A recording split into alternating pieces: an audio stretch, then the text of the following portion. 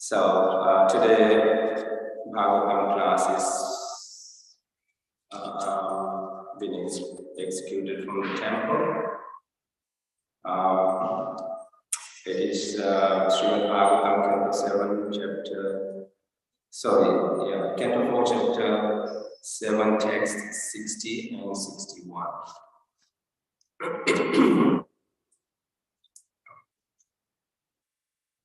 Thanks.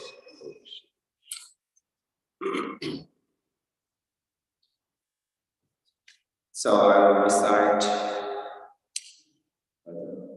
verse 60.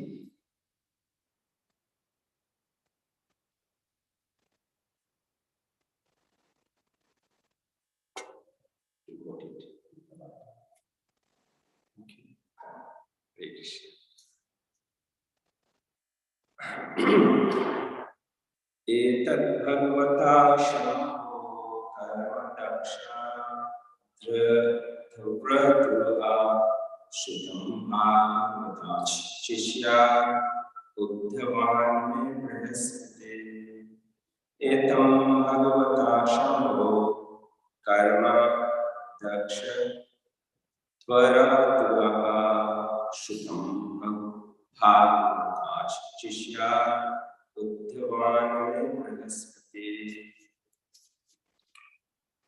meaning word by word, gathered this Bhagavata of the possessor of opulences, Shambhu, Lord Shiva, Karma, story, Daksha, Advara, Dhruva, who devastated the sacrifice of Daksha. Shrutam was heard Bhagavata from a great devotee, Shishya, from the disciple, Uddhava, from Uddhav, made by me, Brihaspati of Brihaspati, translation and purportized finders, Srila Prabhupada Ki Jai. Canto 4, chapter 7, text 60 and 61. So translation. Maitreya said, my dear Vidu, I heard this story of Daksha Yagna, which was devastated by Lord Shiva from a great devotee and a disciple of Brihaspati. Maitreya said, my dear Vidu, I heard this story of Daksha Yagna, which was devastated by Lord Shiva from Uddhava, a great devotee and a disciple of Brihaspati. There are no purpose to these two verses. These are the final verses of Daksha Yagna episode. I'll read the other verse towards the end of my presentation. So, etat bhagavata shambho karma daksha dhruva shutam bhagavata shishya uddhavan me brihaspati. So, first of all, my dinner pranam to all the viewers. And I'll be speaking on this verse for a while. The key points in this verse are as follows. Maitreya Muni heard this story of Daksha Yagna from Uddhav, and all of you know that Uddhav is a great friend, I think he's a cousin of Lord Sri Krishna, and is a great devotee of Lord Krishna. At the same time, he is the disciple of Brihaspati. Brihaspati is the spiritual master of all the demigods. So, what happened? This was not an ordinary yagna performed by Daksha, King Daksha. It was one of a very phenomenal yagna. And before the yagna could be performed, due to offenses, Lord Shiva's followers actually destroyed the whole thing, the arena where the yagna was to be performed, desecrated the whole thing. So the yagna could not go on at that time.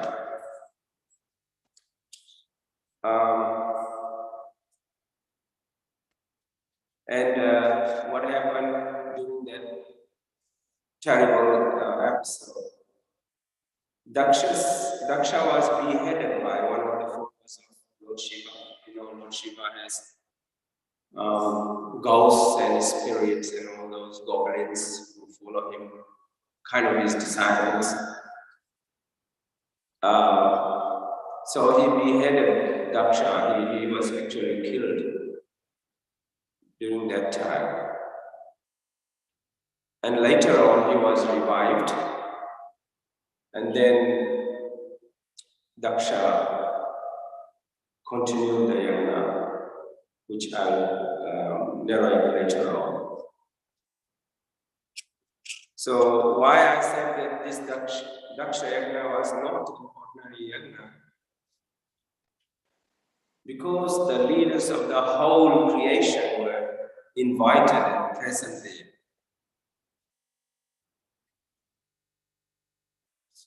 And even after, when Daksha was revived, Lord Vishnu appeared there as Lord Narayana. So it was not an ordinary yagna. When Lord Vishnu appeared, all the personalities, great personalities present there, they all offered their Dandavat pranams, respectful obeisance to Lord Vishnu, Lord Narayana.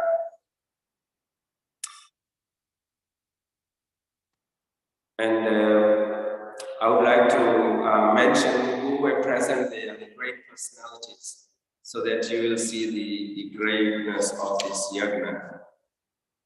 And these people offered their respects to Lord Narayan. First of all, it was King Daksha himself, followed by the officiating priests. There were special brahmanas who were officiating that yagna. They were supposed to chant in the rituals, the mantras. And members of the assembly, there were special guests, VIPs also present, including Lord Shiva, Brigumani, Lord Brahma, Lord Indra. The wives of the performance of the yagna were also present. The great sages were present there. The siddhas, and definitely wife of King Daksha. And the Lokpas, the governors of the various planets, were also present.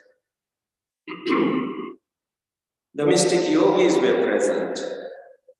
And the four Vedas, personified Vedas, were present too. Agni Dev was present, the fire god.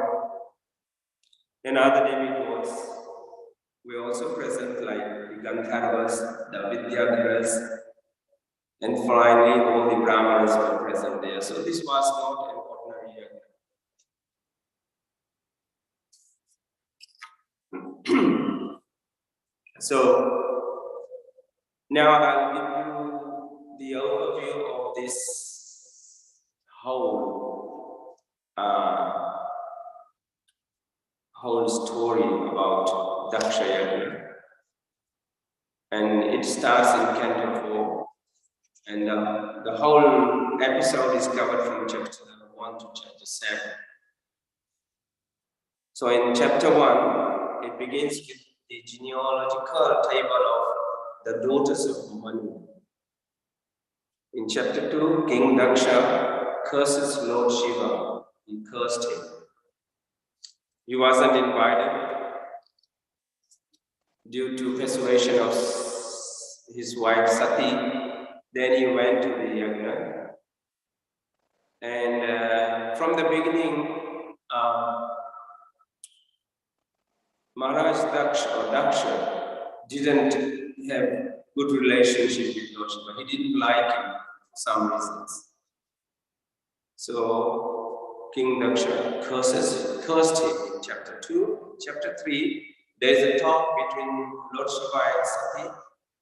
Sati insisted and persuaded Lord Shiva to take her to her father's place to be part of the yagna ceremony, although they were not invited. And chapter 4, Sati quits her body, and the yagna was desecrated by all the followers of Lord Shiva, destroyed everything. Sati quitted her body because she could not take the insult of Lord Shiva by her father Daksha. And chapter 5, frustration of the sacrifice of Daksha, describes that the followers of Lord Shiva destroyed the yagna arena, and Lord Shiva was very angry too, and he started that Tandava Nritya because he was really angry. That's called dissolution dance, annihilation dance. He was dancing. He was super angry at that time. In chapter 6, Lord Brahma did his best to pacify Lord Shiva, and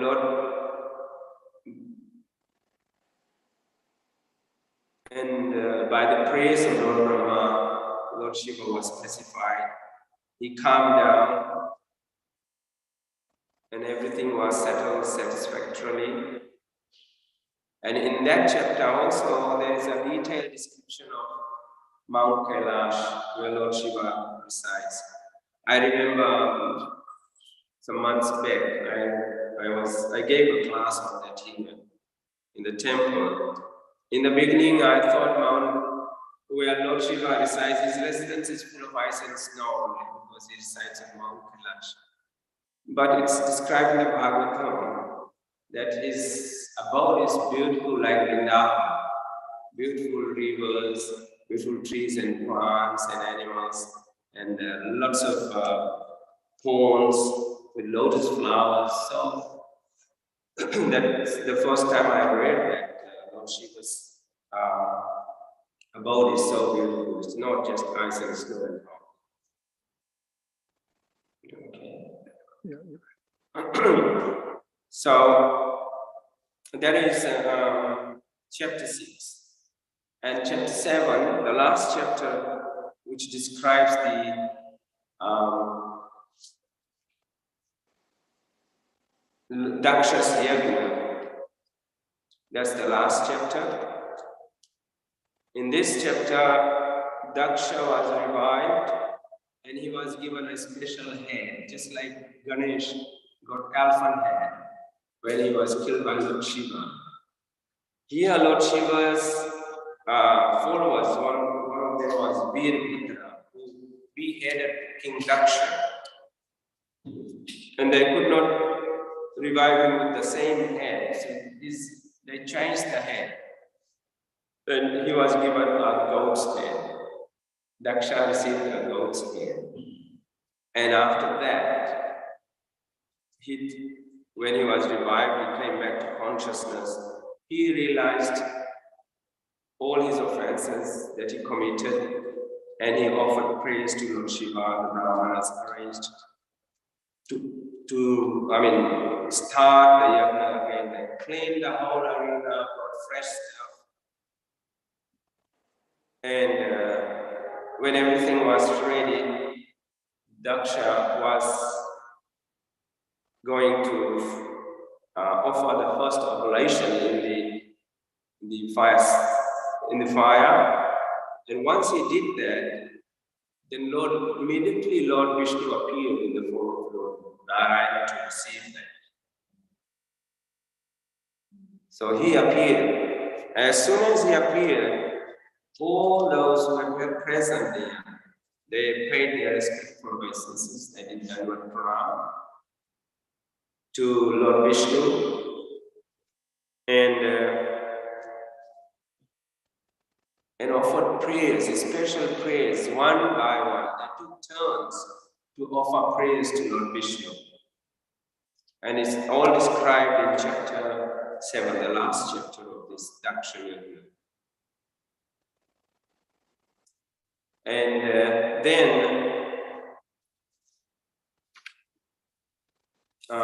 Lord Vishnu spoke after everybody offered their prayers. It is one of the prayers, it is mentioned that wherever Lord Vishnu's name is recited, Lord Krishna's name is recited, everything becomes purified. Tad Vishnu Paramaham Sada Pashanti Surya. So we purify ourselves. This is a special month before performing puja or yagna. We chant after doing Ajmanya, then we chant this mantra, which purifies our body, our thoughts, our thinking. So as soon as Lord Vishnu appeared in the form of Narayana, he came with his 8 arms instead of 4 arms. After offering prayers, a long chapter, then Lord Vishnu spoke, and he was very pleased. And then Daksha also, in the presence of Lord Vishnu, he offered his apologies to Lord Shiva and the rest of the great personalities present there, because he committed offense against Lord Shiva. So he apologized. And Lord Shiva did forgive him. He forgave him. And then Daksha definitely was purified by the darshan of Lord Vishnu, who came in the form of Narayana. And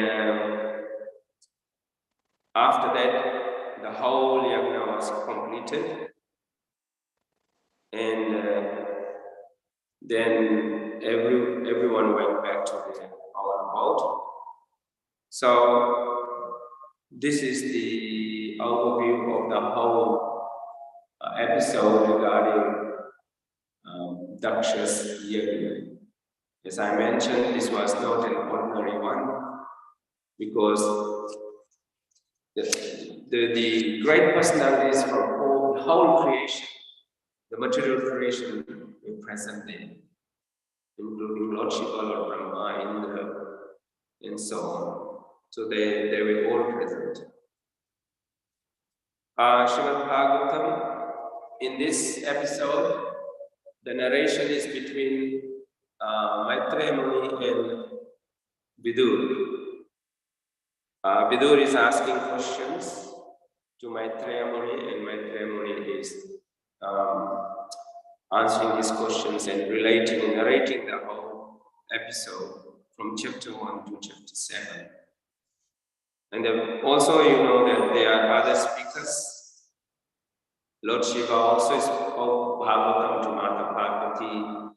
Mata Parvati, and Srila Sukadeva Goswami to Maharaj Parikshit, very famous. This Bhagavatam was also spoken by Sutta Goswami to Shaunak Rishi, and in the presence of so many rishis and sages.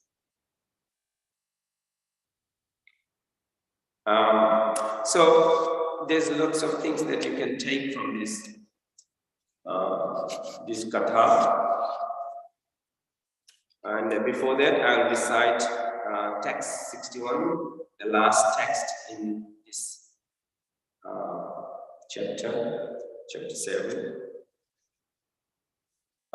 it is like this. Idam pavitram param chastitam yashyam ayudyam akaukamarsanam yunitya dakarnayanaro nukirtaye tunoti agham karva bhakti bhavata.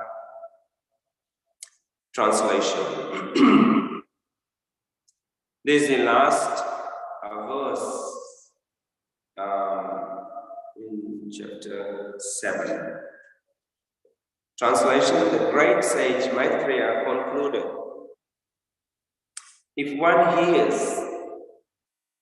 and again narrates with faith and devotion this story of Daksha Yajna as it was conducted by the Supreme Personality of Godhead, Vishnu, then certainly one is cleared of all contamination of material existence, Ausana of Kuru.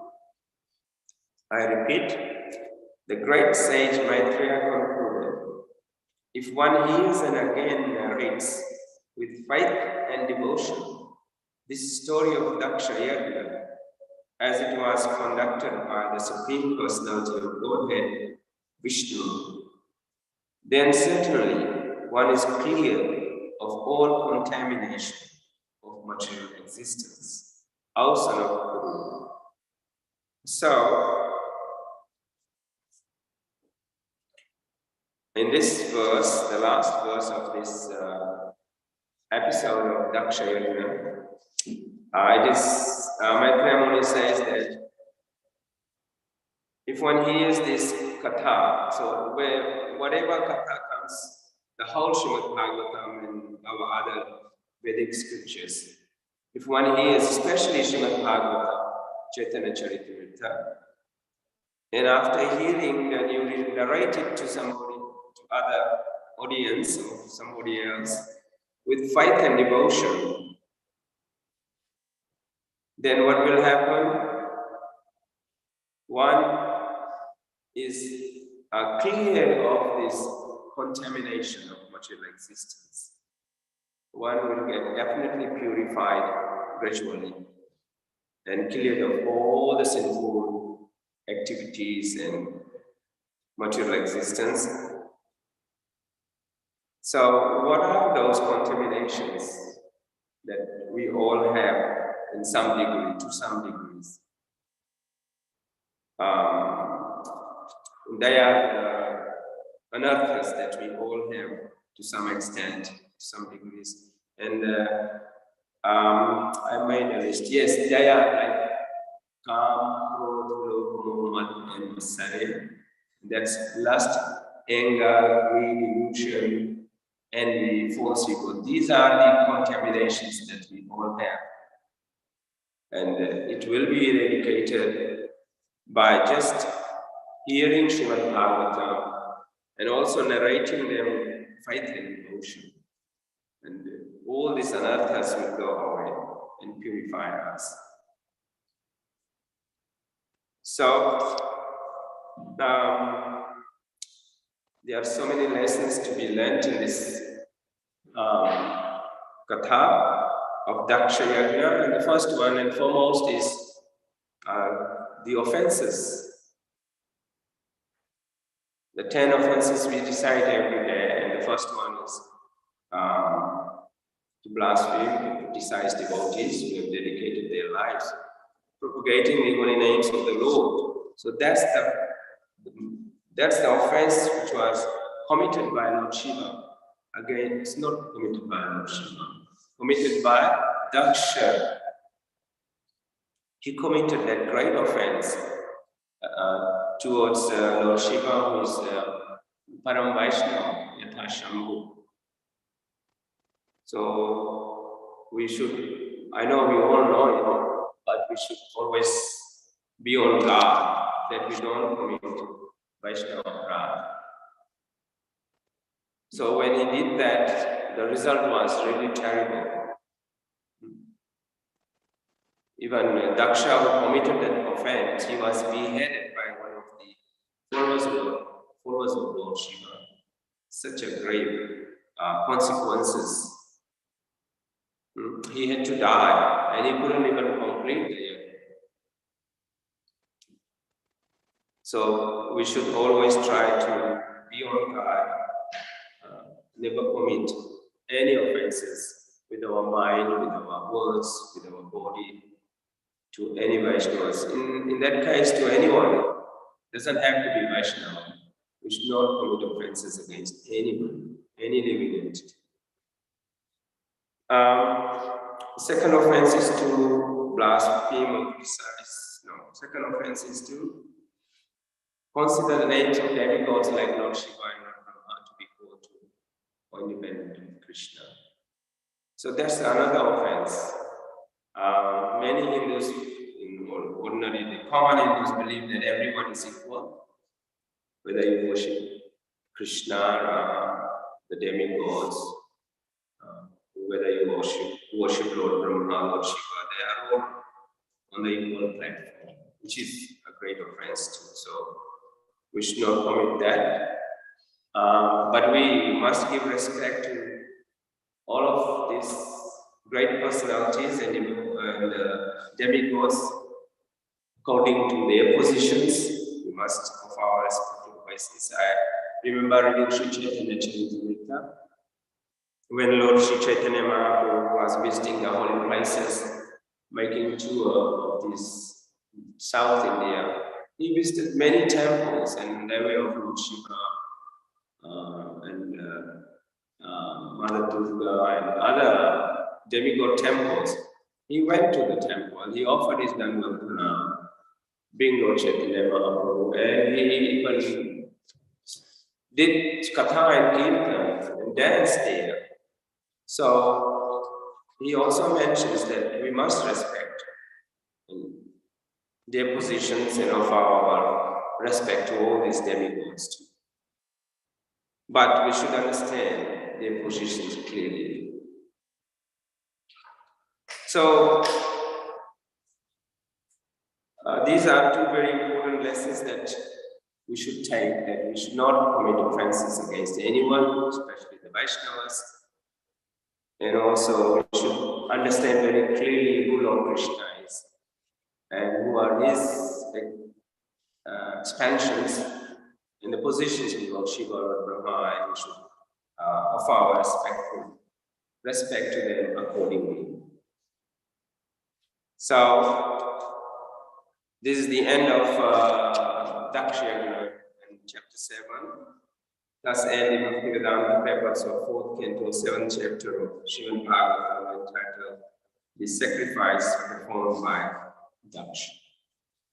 Grantra Srimad Bhagavatam ki jai. His Divine Krishna Prabhupada ki jai.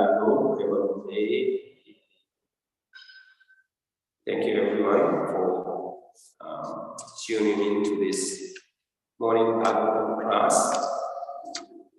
And we'll stop there. Hare Krishna. I have 3 audience here. Any comments you want? Yeah. You always say that we should respect the universe. You always say. But when we take the prasadam, the Lakshmi or Durga prasadam, then we don't take it. Suppose if somebody worships Lakshmi and giving the prasadam to you, what should take on? Okay, well, I'm not really in a position to answer that. Like the question is, like those people who worship the demigods and they offer prasada, should we take that prasada or not? Vegetables. Mataji, do you have any comments on this? Suppose Lakshmi Puja. Yeah, Lakshmi Puja, prasada. Somebody worships Lakshmi, then prasadam, fine. You take on. Generally, devotees eat from Krishna prasada, and whatever Krishna prasada Krishna, and that is also true. But if it is only to the demigods,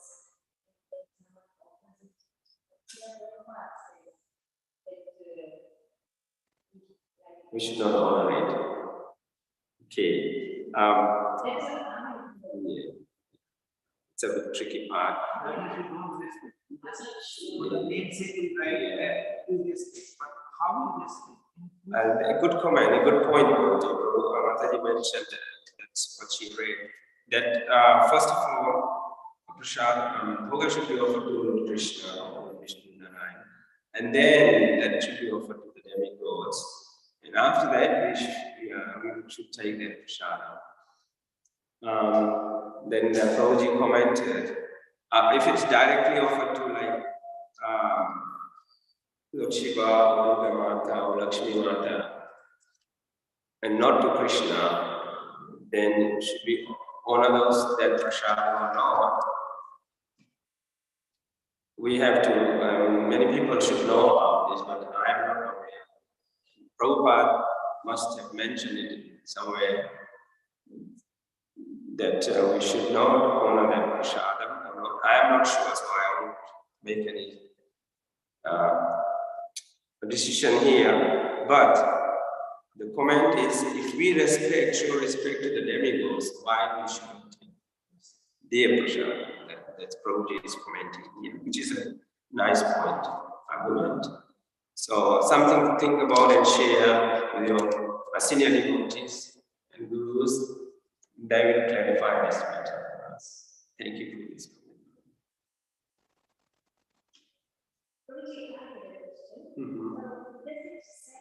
What was the reason for Dakshina? What was his purpose of Okay. I'm not very sure what was the purpose behind Daksha's yagna, but I did read that Lord Brahma asked him to perform this yagna. Lord Brahma asked him, and why he asked him to do this yagna, I'm not very sure, so I can't comment on that. But we can read that Canto 4, chapters 1 to 7, should be able to get some answers regarding why he was performing that yagna. Was he going to? Definitely, yagna is performed to please Lord Vishnu, Krishna. But this was a very special yagna where everyone was present from this material world. So this was done by Vishnu. This yagna was done by Vishnu. And later on, when Vishnu appeared, he was there too. He accepted the yagna. He appeared to bless everyone and purify. So why did Brahma ask him to perform this yagna? I'm not sure, so we'll have to read that. Fine. Thank you. So we'll stop here. Thank you, everyone. Granth Raj.